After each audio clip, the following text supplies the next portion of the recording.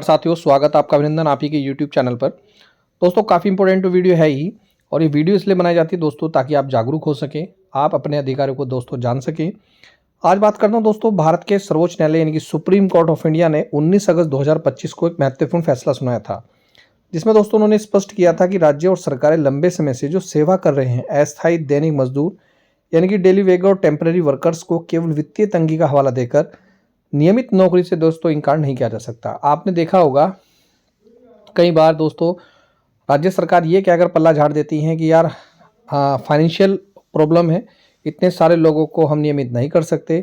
तो अब ऐसा करना भारत के संविधान का आर्टिकल एक तो समानता का कहीं ना कहीं उल्लंघन है, और दूसरा 16 यानी कि जो है लोक नियोजन में अवसर की समानता, और अनुच्छेद 21 जो है वो जीवन और स्वतंत्रता का अधिकार का सीधा सीधा कहीं ना कहीं उल्लंघन माना जाता है।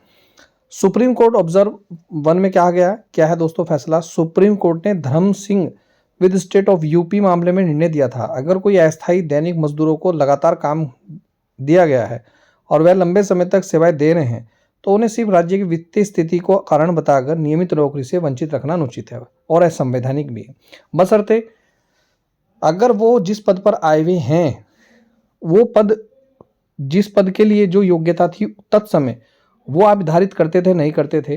दूसरा, आपके पास ये भी प्रूफ होना चाहिए कि हाँ, मुझे 15 साल या 10 साल या 12 साल हो गए हैं। बैंक सैलरी स्लिप और उपस्थिति पंचिका और जो भी वहाँ पर समय समय पर कार्यालय आदेश होते हैं वो भी आपके पास होने चाहिए। सुप्रीम कोर्ट ऑब्जर्व क्या कहता है, अदालत ने यह भी किया है, राज्य केवल रोज रोज का काम करवाकर उन्हें उससे अस्थायी कर्मचारी के रूप में काम पर रखकर बजट संतुलन नहीं कर सकता। चाहे काम रोज बार और वर्षों तक समान रहता है, वहां उस काम की प्रगति को देखकर स्वीकृत पदों पर नियमित नियुक्त करना कहीं ना कहीं दोस्तों सरकार की जिम्मेदारी बनती है। अब सुप्रीम कोर्ट ने दोस्तों फोकस भी किया, केवल आउटसोर्स तंत्र व्यवस्था के जरिए कर्मचारियों को लंबे समय तक पैक वर्क की तरह रखा जाना गलत है, उससे न्याय, समानता और गरिमा का कहीं ना कहीं दोस्तों वादा टूटता है। सरल शब्दों में अगर मैं कहूँ, यदि किसी व्यक्ति को वर्षों से नियमित और स्थायी काम दिया गया है लेकिन उसे केवल अस्थायी दैनिक मजदूर के रूप में रखा गया है, तो नियमित नौकरी देने से दोस्तों कहीं ना कहीं उसे इनकार नहीं किया जा सकता, क्योंकि पैसे की कमी है तो वह भारत के संविधान के सिद्धांतों के खिलाफ है।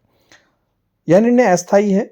संविधान दैनिक मजदूरों के अधिकारों को मजबूत बनाता है, सरकार को यह याद दिलाता है कि वित्तीय समस्याएं संविधान की मूलभूत समानता और न्याय की अपेक्षा को टालने का कारण नहीं बन सकती।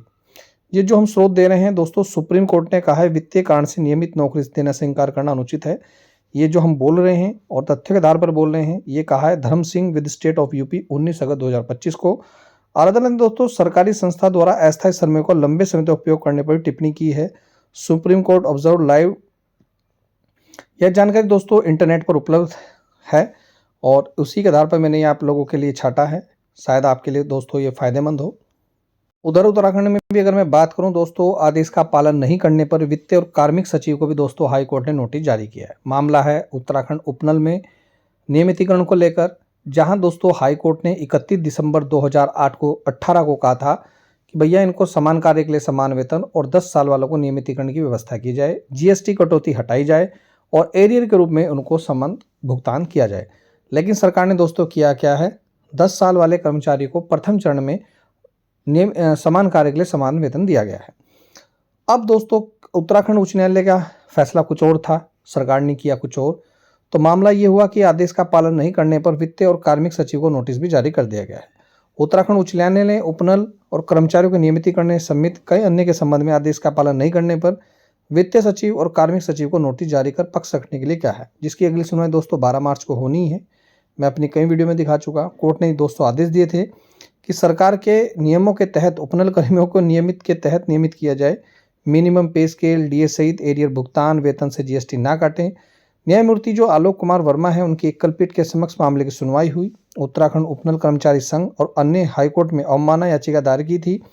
याचिकाकर्ता की ओर से कहा गया है कि कुंदन सिंह मामले में न्यायालय की ओर से 2018 में जो प्रायोजित उपनल कर्मी को फेज 1 में नियमित करने और महंगाई भत्ते समेत न्यूनतम वेतन देने के आदेश दिए गए थे, लेकिन सरकार ने इसमें एक भी कार्य नहीं किया। तो क्या ये कोर्ट ऑफ कंटेंट है? अब देखिए दोस्तों, अब होगा क्या, आपको इंतजार करना पड़ेगा लंबा समय। 12 मार्च आज जो तारीख हो चुकी है वो 1 मार्च है, मात्र 11 दिन को फिर आपको इंतजार करना होगा। अब देखना होगा दोस्तों सरकार क्या करती है, या ये आदेश रद्द होता है या दोस्तों बहाल होता है। तमाम जानकारी के लिए दोस्तों हमारे चैनल पर बने रहें। अपने अधिकारों को अगर जानना है तो हमारे वीडियो को दोस्तों शेयर कीजिएगा। छोटी छोटी हम खबरें लेकर आते रहते हैं जो बहुत महत्वपूर्ण आपके लिए हो सकती है। तो ये थी दोस्तों महत्वपूर्ण जानकारी। मिलता हूँ नेक्स्ट वीडियो में। वीडियो देखने दोस्तों धन्यवाद। जय हिंद, जय उत्तराखंड।